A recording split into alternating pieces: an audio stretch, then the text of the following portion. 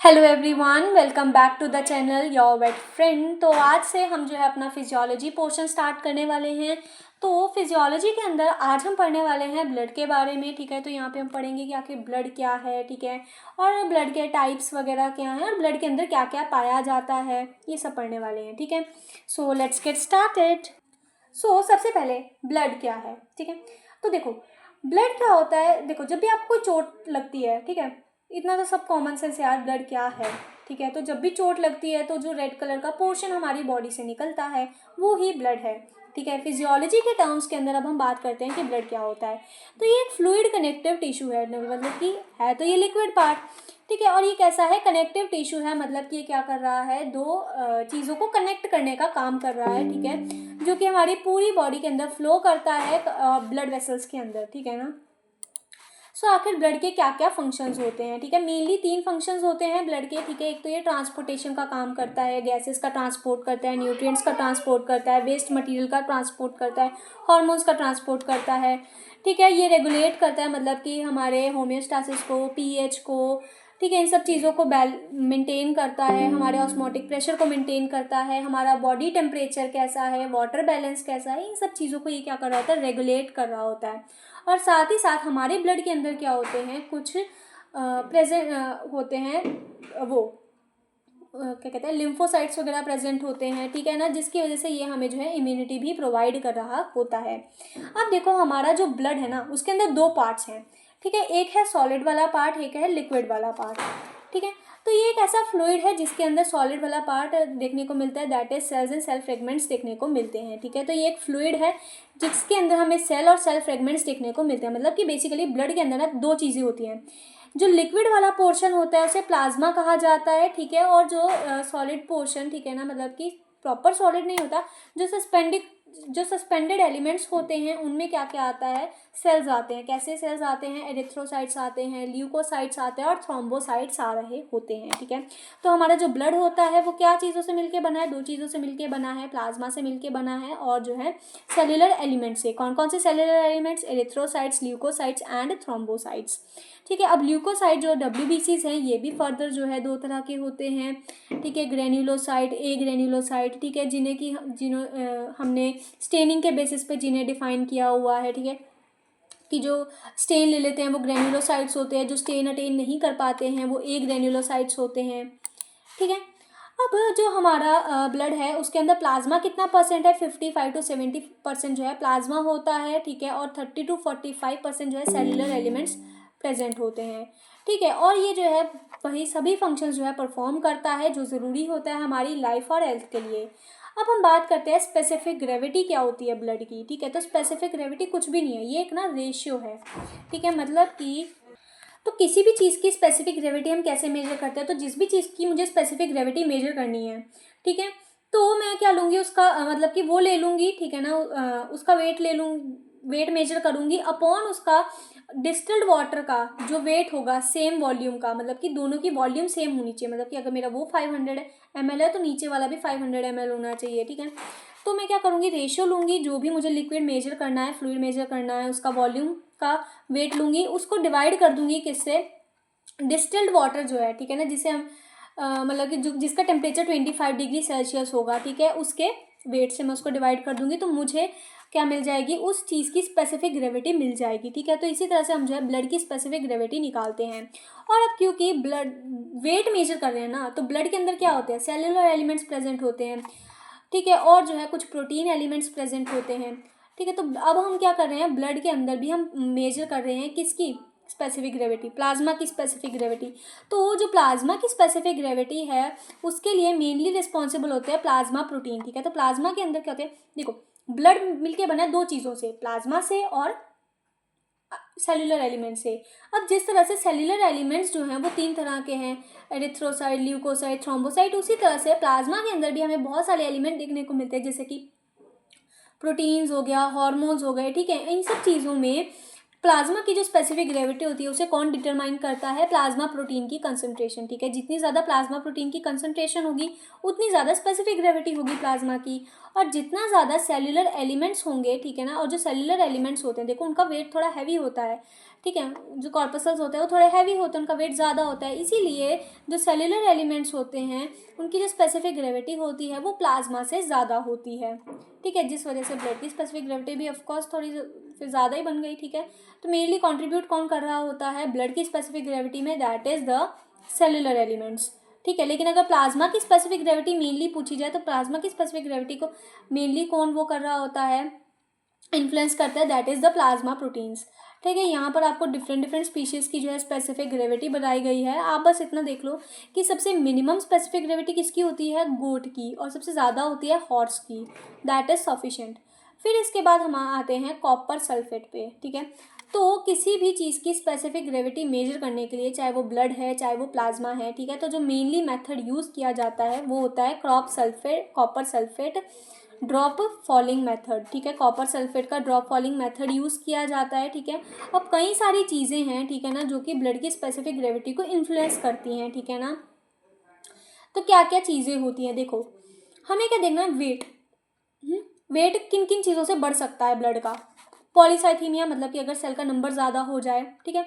ये कब होता है, सेल का नंबर कब बढ़ जाता है, सेल कब बढ़ जाता है जब हम किसी हाई ऑल्टीट्यूड पे होते हैं, या फिर अगर हम बात करें न्यू बॉर्न्स की तो उनके अंदर भी रेड ब्लड सेल्स बहुत ज़्यादा प्रेजेंट होते हैं और बाकी सेल्स भी, ठीक है। या फिर सेवियर डिहाइड्रेशन हो जाएगा, ऑफकोर्स जब पानी की कमी हो जाएगी, ठीक है, तो ऑफकोर्स सेल का वेट ज़्यादा हो जाएगा, ठीक है ना, तब भी स्पेसिफिक ग्रेविटी इंक्रीज कर जाएगी।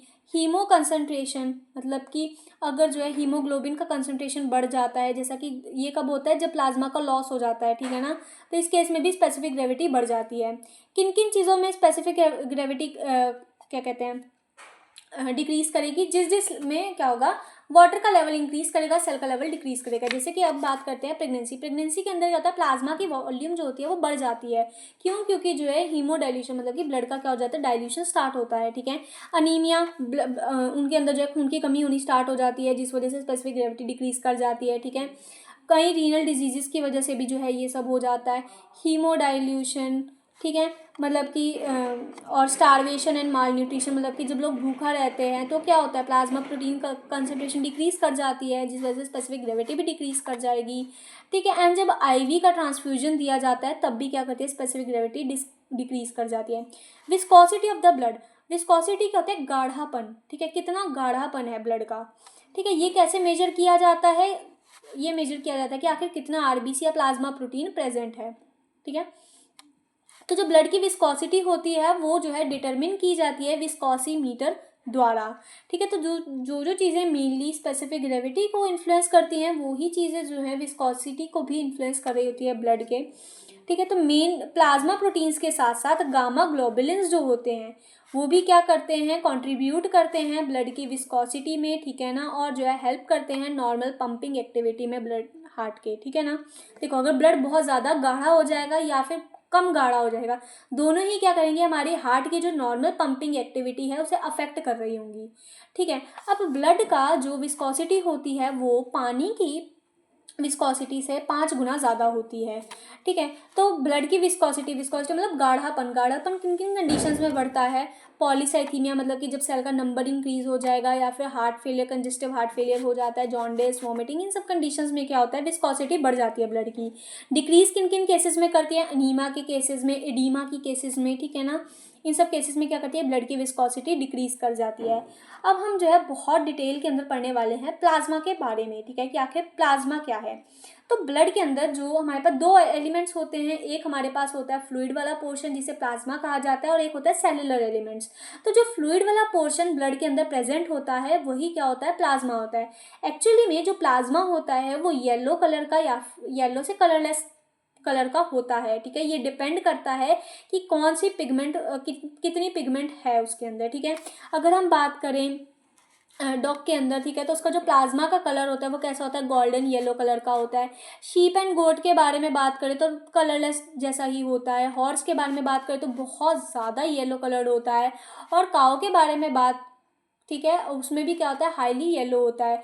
ये क्यों होता है, ये बिलीरुबिन पिगमेंट की वजह से होता है, ठीक है। और कुछ और दूसरे पिगमेंट जैसे कैरोटीन, ज़ैंथीन, इन सब की वजह से भी इन्फ्लुएंस्ड होता है प्लाज्मा का कलर, लेकिन मेनली जो होता है वो होता है बिलीरुबिन, जो अफेक्ट करता है कि प्लाज्मा का कलर कैसा होगा, येलो होगा या कलरलेस होगा, ठीक है, या फिर मीडियम होगा। अब इक्टेरस इंडेक्स क्या होता है? इक्टेरस इंडेक्स क्या है? ये एक ऐसा तरीका है जिससे हम क्या करते हैं, प्लाज्मा के येलो कलर को मेजर कर रहे होते हैं। ठीक है, इसमें हम क्या करते हैं, बेसिकली हम पोटेशियम डाइक्रोमेट का एक स्टैंडर्ड सॉल्यूशन ले लेते हैं, फिर जो है उसके रिस्पेक्ट में हम जो है हमारे प्लाज्मा का कलर क्या कहते हैं, मेजर करते हैं, कंपेयर करते हैं। ठीक है, अब प्लाज्मा कैसे ऑब्टेन किया जाता है? तो अगर मैं ब्लड के अंदर क्या कर दूं, एंटी कोगुलेंट डाल देती हूँ, तो मुझे क्या मिल जाता है, प्लाज्मा। ठीक है, देखो अगर मैं कोगुलेंट डालूंगी तो मुझे प्लाज्मा नहीं मिलता, तब मुझे मिलता है सीरम। ठीक है, लेकिन अगर मैं एंटी कोगुलेंट डालती हूँ तो मुझे मिलता है प्लाज्मा। क्यों? एंटी कोगुलेंट क्या करता है, ये क्लॉटिंग को प्रिवेंट करता है, और जैसा कि हम जानते हैं प्लाज्मा के अंदर क्या होता है, क्लॉटिंग फैक्टर्स होते हैं। तो अगर प्लाज्मा के अंदर क्लॉटिंग फैक्टर्स जो है वो क्लॉट कर जाएंगे, ठीक है ना, कोगुलेंट डालने की वजह से, तो हमें प्लाज्मा नहीं मिलेगा, तब हमें सीरम मिलेगा। ठीक है, तो प्लाज्मा के कैसे ऑब्टेन किया जाता है, ब्लड के अंदर एंटी कोगुलेंट ऐड करके, जिससे क्या होता है, क्लॉटिंग को प्रिवेंट किया जाता है। ठीक है, और जो है उसे सेंट्रीफ्यूज किया जाता है।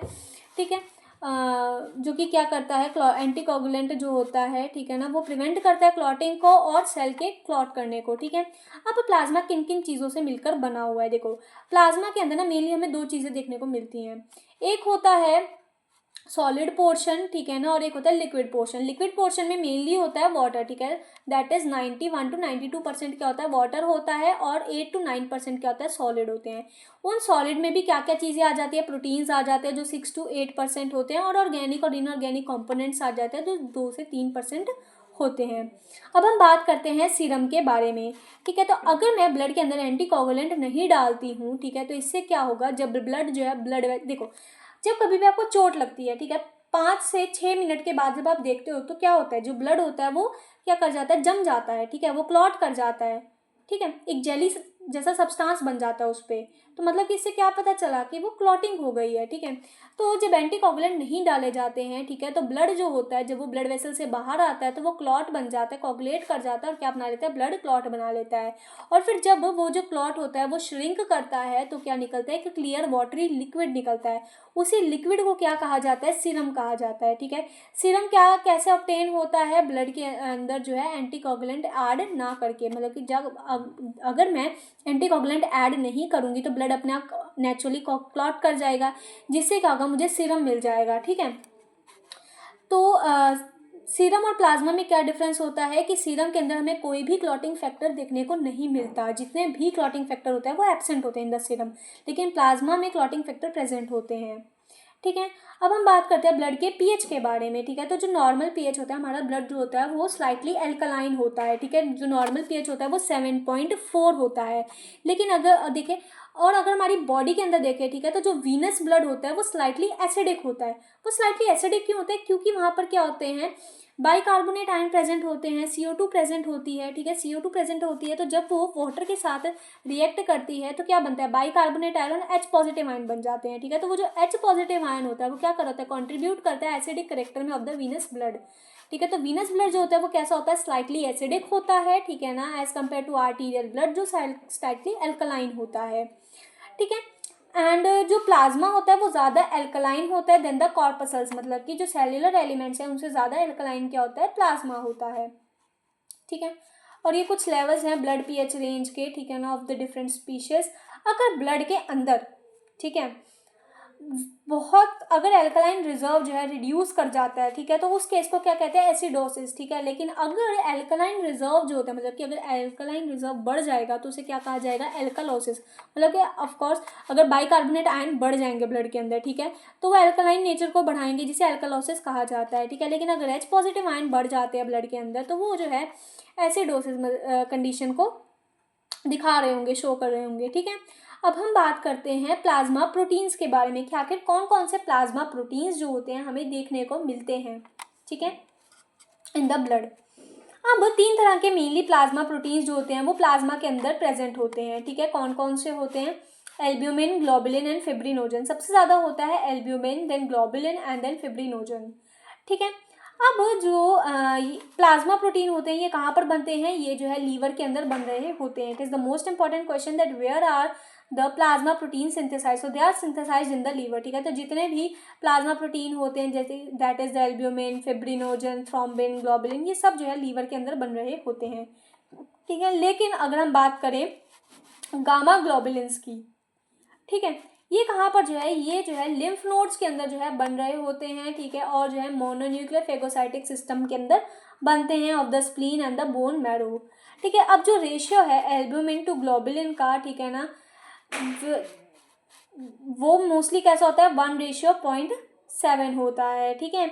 लेकिन अगर हम बात करें ह्यूमंस की, शीप की, गोट की, डॉग की, तो यहाँ पर क्या होता है, इन केसेस इनमें क्या होता है, जो एल्ब्यूमिन हो टू ग्लोबुलिन रेशियो होता है वो क्या होता है, 1:0.7।